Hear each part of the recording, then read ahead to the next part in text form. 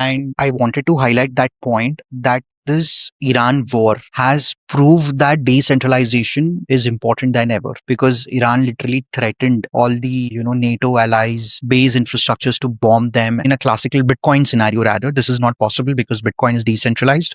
Bitcoin is based on proof of work. General people like you and me just connect to the Bitcoin network and they can start mining and start contributing it to the network. So the same ideology for having decentralized GPUs in the long term would play a bigger role, because then even your GPU's power with AI coming into picture, a decentralized GPU network would make a lot of sense, would can potentially reduce costs down drastically, and also would empower people to earn from this overall GPU and AI economy. Yes. And that's quite happening right now as we speak. There are like a lot of companies who make this kind of a services wherein they are like decentralized GPUs, and then they they do arbitration among GPUs as well. Oh, okay. So there is a quite a big economy out there, Prashant, that's particularly focusing on these things, because there is tons of data out there, and with the fact that they are like just one or two big players out there that's controlling almost majority of your data, or let's say three players out there that's controlling the majority of your data.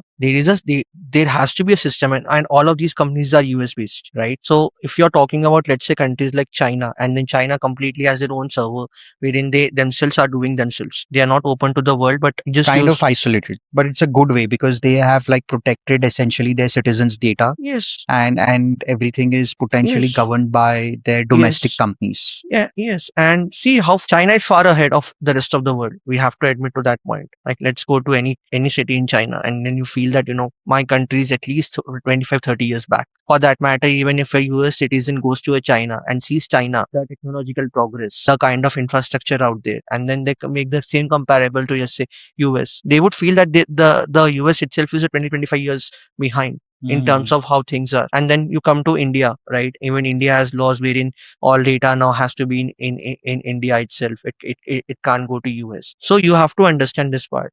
But what about other smaller countries? We are just talking about three, four major economies or five major economies, but there is a continent like Africa, there is a continent like South America. Even these citizens want to enjoy the same kind of rights or the benefits happening, but their economies are not in a state or a shape wherein they could do this themselves. So there's a bigger play that's going to happen, or that's also happening right now as we speak. And decentralized GPUs is one such area I am quite interested how things play out in the market.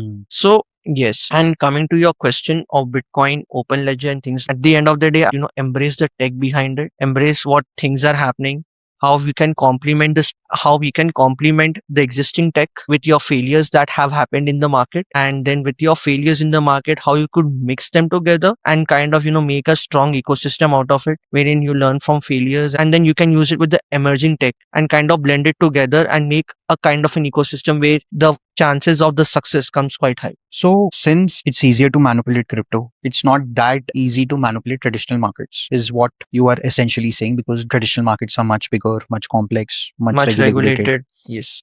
So, but cryptos are becoming mainstream, right? Like the Web3 ecosystem has evolved a lot, right? From a Bitcoin narrative, we have seen NFT, but now NFT is fading away.